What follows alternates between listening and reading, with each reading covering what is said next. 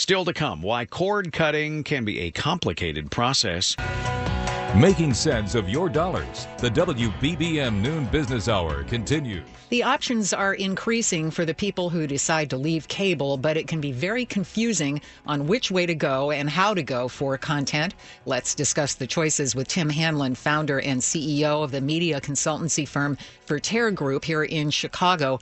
Tim, help us sort this out.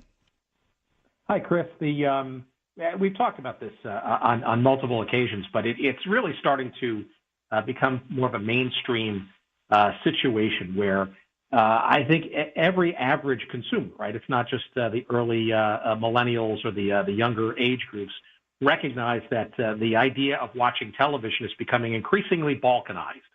And that is the best of times and the worst of times, right? There's more choice of programming than ever before. The problem is that a lot of those services, whether they be Netflix or Hulu or the myriad of other subscription-based services that are coming out, niches of various content, they all have price tags attached to them. And what we're really starting to see in a much more mainstream way is essentially a headache of too many services battling it out for the average consumer's wallet.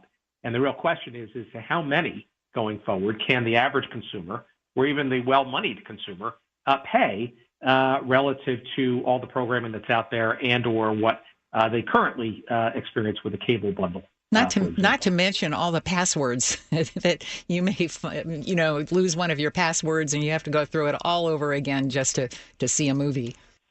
Well, there's that, but it's also interesting too when you're trying to watch a movie, right? There's a term that we call viewer arbitrage, right? Where you're in the mood to watch a particular show or a movie, and because of all these different subscriptions that you have, there's a likelihood that it's out there. The problem is, where is it? And have I already paid for it? Yeah, no, you're exactly right. So you end up having to go through all of your services in order to find what you want to watch. Yeah, and I think that's going to be. I think we're going to sort of see that in the relative short term.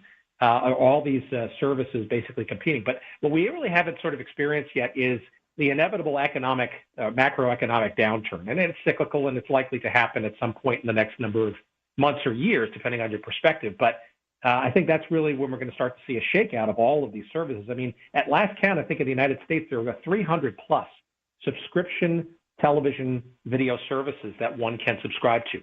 That may be a few hundred too much for many people. Now, are we going to see, say, for example, maybe Amazon is poised to best do this, but where you will once again end up with one place where you get all of that, your video and your music and everything in one place instead of multiple places? Yeah, there is a bit of that, Cisco. We talked a little bit about this last week with the bundling of Hulu and Spotify for a promotional period. I think you'll see a bit more of that. An Amazon, a Roku, a few others, maybe a Comcast even, could act sort of as a platform for all of this sort of choice. But I think also those platforms become the place by which promotional opportunities come, where some mixing and some mingling and some cost reduction if you bundle a few services. So what's unbundling now, I think, may be rebundled in the months and years to come, preferably with some promotional goodness that maybe those platforms could provide. We will continue to follow this story. Very interesting. Tim Hanlon is founder and CEO of the media consultancy firm Vertere Group here in Chicago. And if